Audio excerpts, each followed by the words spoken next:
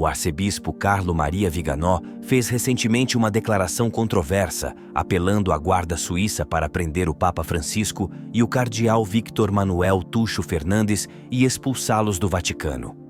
Este pedido foi feito em resposta à descoberta de uma obra pornográfica atribuída ao cardeal Fernandes.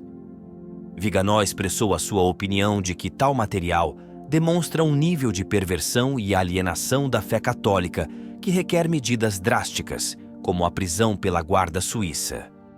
O seu pedido baseia-se na premissa de que a guarda suíça deve defender a sé de Pedro e não aqueles que ele afirma que a estão destruindo. Vejamos seu tweet. As regurgitações blasfemas de seu repugnante opúsculo mostram um nível de perversão e distanciamento da fé que exige a expulsão manu militari do argentino e de seus cúmplices. Ambos argentinos, aliás, juraram defender a sé de Pedro e não aqueles que a destroem sistematicamente. Seja fiel ao seu juramento e prenda esses hereges pervertidos. Linguagem muito forte, mas duvido que haja um precedente para isso e não acho que seja a cadra. Ainda assim, levanta um dilema interessante. O que pode ser feito quando o responsável pela igreja emprega pessoas nos mais altos níveis de doutrina que são fundamentalmente agentes de completa perversão? O cardeal Víctor Manuel Fernandes reconheceu mesmo a sua autoria no polêmico livro escrito em 1998, intitulado A Paixão Mística, Espiritualidade e Sensualidade, que fala, entre outras coisas, de orgasmos. No entanto, lamentou a publicação do livro e afirmou ter ordenado a sua destruição logo após o seu lançamento, considerando que o seu conteúdo poderia ser facilmente mal interpretado. Ele ressaltou que se tratava de um texto escrito na juventude que não escreveria hoje. Fernandes mencionou ainda que o livro pretendia ser uma espécie de catecismo para os jovens, com o objetivo de explorar o significado espiritual das suas relações. Apesar disso, manifestou oposição ao seu recente ressurgimento online, temendo que o texto pudesse ser mal interpretado ou deturpado. Além disso, o cardeal Fernandes já havia escrito outro livro, Cure-me com a Boca, A Arte de Beijar, publicado em 1995, que explorou o significado dos beijos nas relações humanas. Este livro, que já não é impresso, foi alvo de críticas de alguns setores conservadores da Igreja que utilizaram o seu conteúdo para criticar a sua nomeação como chefe do dicastério para a doutrina da fé. Fernandes rejeitou estas críticas, sublinhando que o livro foi escrito em colaboração com um grupo de jovens e pretendia ser uma contribuição para a catequese de adolescentes. De modo geral, Fernandes tem defendido sua obra, afirmando que seus livros não contêm heresias ou erros, e atribui a crítica a uma estratégia de seus detratores de citar frases fora de contexto para questionar sua teologia e sua nomeação para um cargo-chave na Igreja. A situação causou constrangimento no Vaticano e destacou uma divisão dentro da Igreja entre conservadores e progressistas. Alguns setores conservadores opuseram-se às posições do cardeal Fernandes e do Papa Francisco, especialmente no que diz respeito às inovações doutrinárias consideradas demasiado progressistas. Entre eles, o cardeal Gerhard Ludwig Müller, antecessor de Fernandes no dicastério para a doutrina da fé, descreveu a inovação proposta pela declaração Fiducia Supplicans como blasfêmia. Um documento publicado recentemente pelo Dicastério para a Doutrina da Fé que abre a possibilidade de abençoar casais irregulares, como os homossexuais.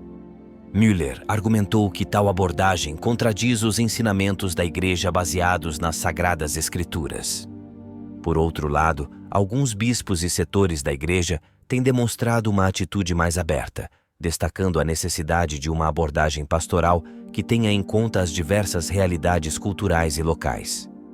O documento Fiducia Supplicantes foi concebido como uma proposta de simples bênçãos pastorais, sem forma litúrgica, para casais em situação irregular, sublinhando que se trata de bênçãos sem aprovação ou justificação da situação destas pessoas.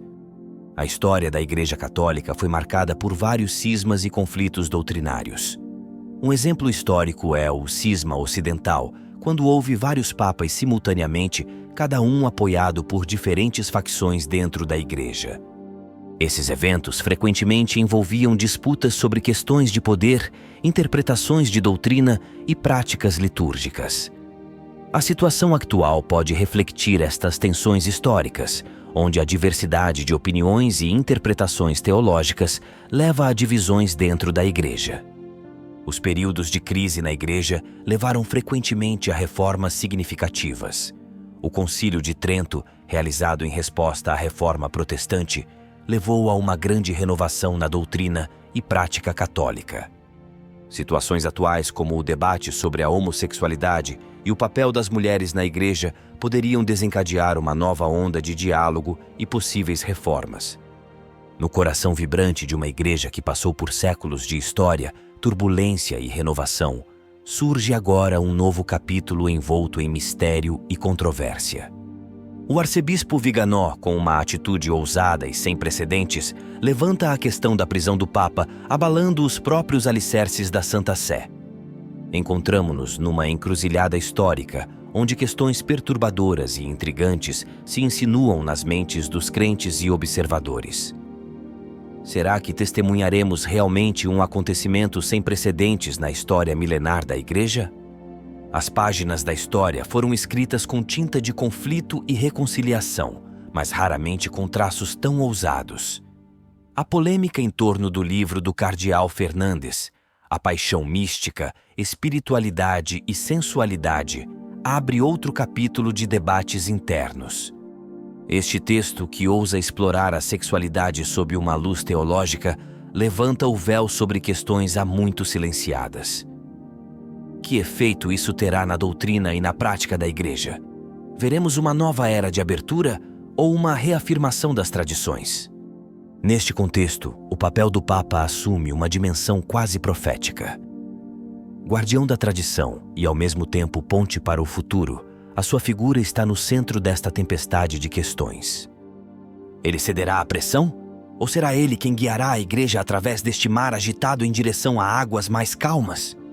À medida que a comunidade católica global se divide em respostas díspares, perguntamos: haverá uma fractura irreparável ou será isto o prelúdio de uma renovação espiritual e institucional? Num mundo em constante mudança, as respostas a estas questões poderiam reformular não só a Igreja, mas também a forma como a espiritualidade se entrelaça com os desafios contemporâneos. Finalmente, permanece a questão mais misteriosa de todas. Qual é o destino final do Pontífice e da Igreja Católica nestes tempos tumultuosos? Talvez só o tempo revele as respostas em páginas de história que ainda não foram escritas. Se você gostou do vídeo, comente amém. Que Deus te abençoe.